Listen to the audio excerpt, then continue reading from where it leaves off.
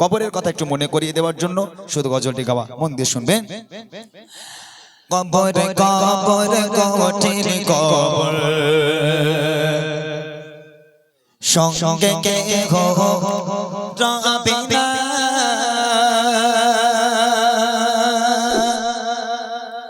কবর কবর কঠিন কবর, সঙ্গে কে হো রবে না, কবর কবর কঠিন কবর, সঙ্গে কে হো রবে না, সাবার বিছে খাবে কুরে, সাবার বিছে খাবে কুরে, সাধেরে দেখো খানা, কবর কবর কঠিন কবর, সঙ্গে কে হো রবে না, কবর কবর কঠিন কবর, সঙ্গে কে হো রবে না, সাবার বিছে খাবে কুরে, সাবার বিছে খাবে কুরে, সাধেরে দেখো খানা, কবর কবর কঠিন কবর, সঙ্গে কে হো রবে না,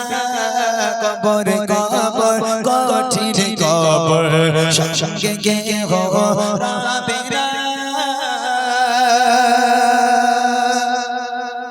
মসজিদে এলান হবে আপনার নাম, কত মানুষ একের পর এক আপনাকে দেখতে আসবে, অমুকের বাপ মরে গেল, অমুকের মা মরে গেল, সব মানুষজন আপনাকে দেখতে আসবে, আপনার লাশটা বাইরে পড়ে থাকবে, লোকজন আসবে আর জিজ্ঞেস করবে লাশ কোথায় রয়েছে, তখন জিজ্ঞেস করবে না ফাতেমা, মর্জিনা, ওই কুদ্দুস, ওই জব্বার, ওরা ও মরে গেছে কোথায় রয়েছে, ওই রকম বলবে না, জিজ্ঞেস করবে হ্যাঁ লাশ কোথায় রয়েছে। প্রথম তোমার জীবন থেকে তোমার নামটাকে তুলে নেওয়া হবে, নামটাকে কেড়ে নেওয়া হবে। তোমার লাশ পড়ে আছে, তোমাকে সুন্দর করে গোসল দেওয়া হলো, কাফন পরানো হলো, তোমাকে দাফনের জন্য জানাজার জন্য মাঠে নিয়ে যাওয়া হলো, জানাজা হয়ে গেল, হয়ে যাবার পর সবাই খাটিয়া করে ধরে কবরস্থানের দিকে এগিয়ে গেল, তোমাকে কবরে নামানো হলো, বিসমিল্লাহি ওয়া আলা মিল্লাতি রাসূলিল্লাহ। আচ্ছা, কবরে যখন তোমাকে নামানো হবে, এই নামানোর পর তুমি কি জানো তোমার কি হবে? তুমি কি মনে করছো পেছনে হাজার হাজার মানুষ তোমার লাশের পেছন পেছন যাচ্ছে, সবাই তোমার সঙ্গে কবরে যাবে? হ্যাঁ, ও নয়, তোমাকে তো একাই যেতে হবে।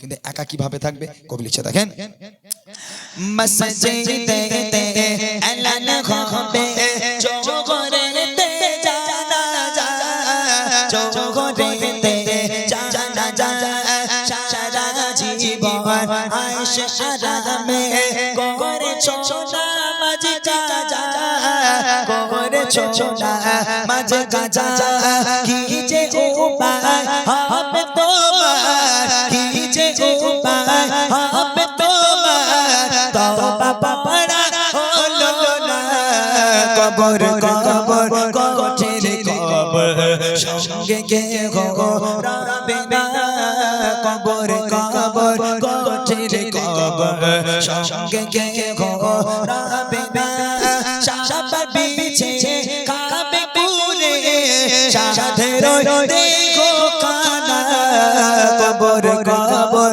কঠিন কবর, সঙ্গে কে হো রবে না, কবর কবর কঠিন কবর, সঙ্গে কে হো রবে না। কবরে শোয়ানো হলো তোমাকে, তারপর বাঁশগুলোকে চাপা দেওয়া হলো, বাঁশগুলো দেওয়ার পর এইবারে চাটাই দেওয়া হয় বা কলার পাতা দেওয়া হয়। আমার মায়েরা তো কোনোদিন কবরস্থানে যাননি বা দাফন কি করে করা হয় আপনারা জানেন না, ওই জন্য কবরটা কি জিনিস হয়তো আপনারা জানেন না। তবে যারা কবরস্থানে যায়, বেটা ছেলেরা যারা মাটি দিতে যায়, ভাইরা তোমাদের উদ্দেশ্যে বলি, যখন বাঁশগুলোকে চাপা দেওয়া হবে, তারপর কলার পাতা বা চাটাই দেওয়া হয়, দেখবে এই কলার পাতার ছিদ্র বা চাটাই ছিদ্র থেকে একদম কবরের তলা হালকা হালকা একটু দেখা যায়। একবার কোনো ব্যক্তি এক চোখ দিয়ে কবরের তলা একটাবার উকি মেরে দেখো, রুহু পর্যন্ত কেঁপে উঠবে, রুহু পর্যন্ত কেঁপে উঠবে তোমার। একই ভয়াবহ কবর, ওই কবরে তোমাকে থাকতে হবে। হ্যাঁ, সকলে মাটি দিয়ে চলে গেল, মুনকার-নেকির ফারিস্তারা নামলো, ওঠো, সারা জীবন আয়েশ আরাম করেছো, নামাজ পড়োনি, রোজা রাখোনি, ইসলামিক শিক্ষা অর্জন করোনি, এবার ওঠো, বলো তোমার রব কে। তোমার ধর্ম কি, তোমার নবীকে বলো। ঈমান আমল থাকলে বলতে পারবো, ঈমান আমল না থাকলে হায় আফসোস, হায় হায় আমি জানি না, সরে যাও তোমরা, দূরে সরে যাও। হে মুনকার নেকির ফারিস্তারা, তোমার চেহারা দেখে ভয় হয়, খবরদার আমার সামনে আসবে না, সরে যাও, দূরে সরে যাও, আমি কিচ্ছু জানি না, সরে যাও।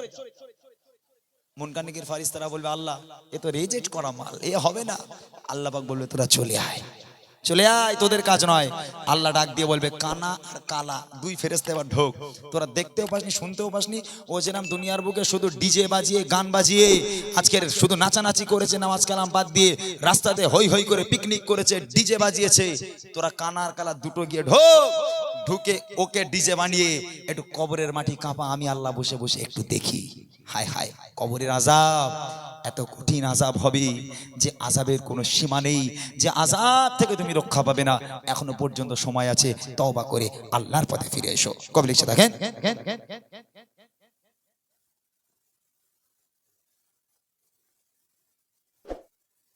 হ্যালো হ্যালো, ব্যাটারিটা দাও। মুনকার নেকির ফারিস্তারা আসবে যখন কবরে, আসবে যখন কবরে, করবে তখন তোমায় সাওয়াল, জবাব দেবে কি করে, জবাব দেবে কি করে, না পারিলে সাওয়াল জবাব, না পারিলে সাওয়াল জবাব কি হবে দেবে দেখো না, কবর কবর কোচের কবর সঙ্গে গে গো রবে না, কবর কবর কোচের কবর সঙ্গে গে গো রবে না, সাপা বিছে খাবে পুরে সাধের রে গো খানা, কবর কবর কোচের কবর সঙ্গে গে গো রবে না, কবর কবর কোচের কবর সঙ্গে গে গো রবে না।